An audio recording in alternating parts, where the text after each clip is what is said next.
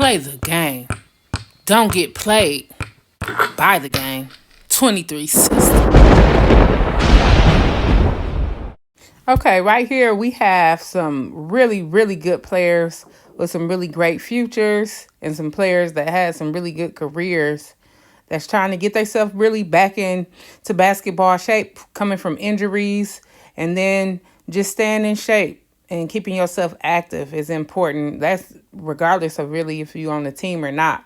So, anyways, what I'm doing right now is going over footwork because I figure a lot of these players haven't really been playing because they've been on quarantine. So that means that their foot speed is probably just a little slower than it usually is. So that's something that you definitely don't want to lose. Even if you lose a little bit of your actual skills, you can always get that back. But your foot speed, if you have that, it won't even look like you took a break because your footwork is really important. And that's for any position on the court, whether you're a point guard, a shooting guard, or a post player. If you have your footwork nice and fast and crisp, you'll be good to go with your ball handling or your dribbling or creating moves and stuff like that. So what I want to break down is one of the things that I was talking to the players about is in basketball, there's 4 different directions that you need to be able to move in. That's going forward and then going backwards and then going to the left and then going to the right. And that's more on defense. But if you really want to master your skill level and get to the peak of your game, then you want to be able to go fast in all of those directions. You can't just be a player that knows how to go fast running straight. You need to be able to go fast going sideways and having a lateral speed as well because it's different dimensions of the game.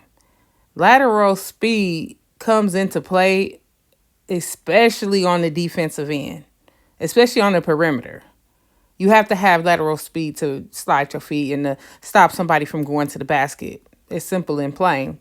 But it also helps you having lateral speed rebounding because you have to box out. So if you have lateral speed, you'll be able to find your man fast and box them out.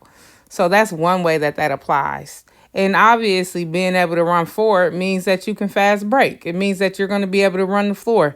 It means that you're going to be able to stop somebody if they are on a fast break. You can run down there and chase them down and slide your feet and then stop them. So what you're seeing is players working on their lateral foot speed right now. And these players definitely got to work on their lateral foot speed because they've been off for so long.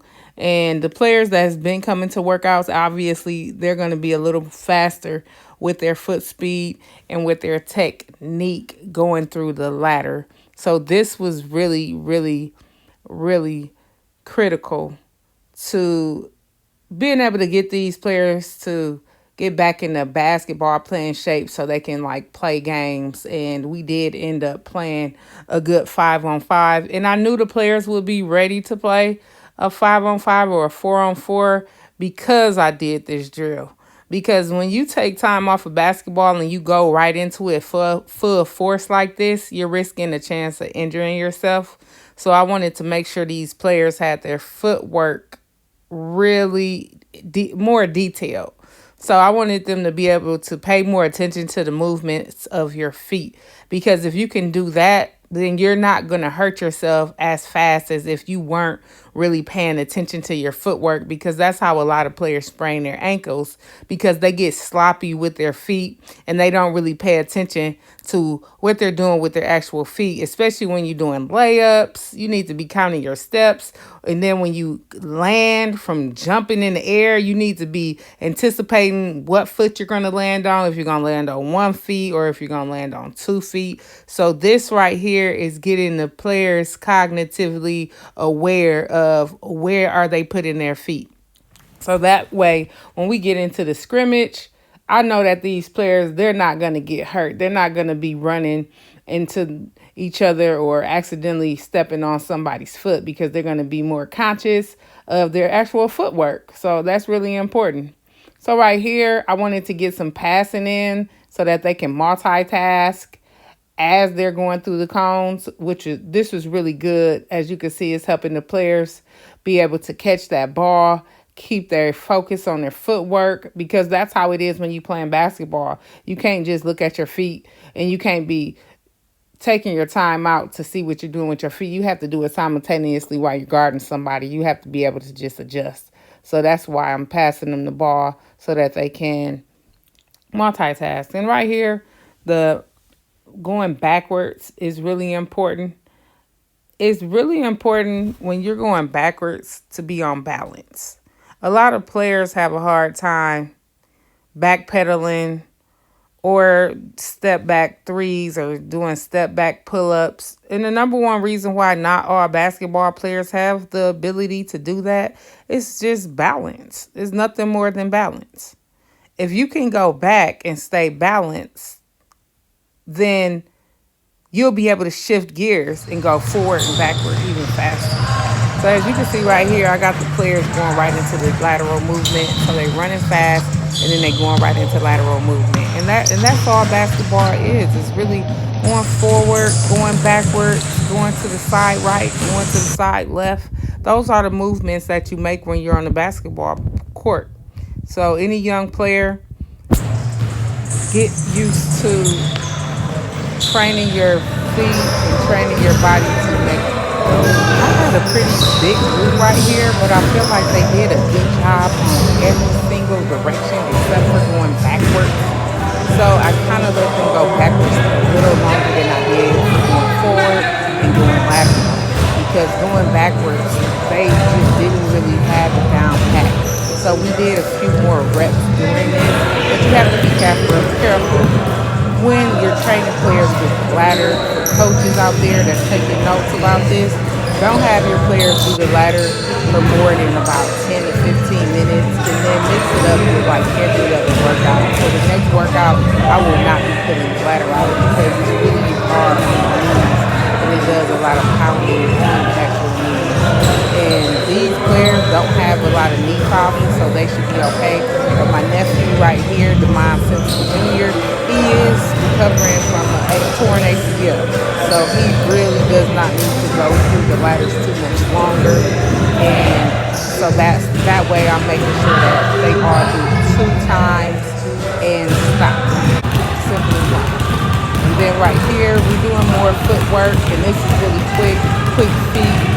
Once again, having the players really, really conscious of what they're doing with their feet and how fast their feet are moving. Because their foot speed is really, really important in the game of basketball. So this was the most efficient way for me to get all of these players a great, intense workout that specifically targeted individual things that they need to work on. Because although they play different positions, like I said, the footwork is the most important part. So I was really, really happy that I was able to get this good workout in with this big group and not take away from each player's individual needs and what they really need to focus on. So all of these players, when they get to their schools to play, they're going to be just fine with their football.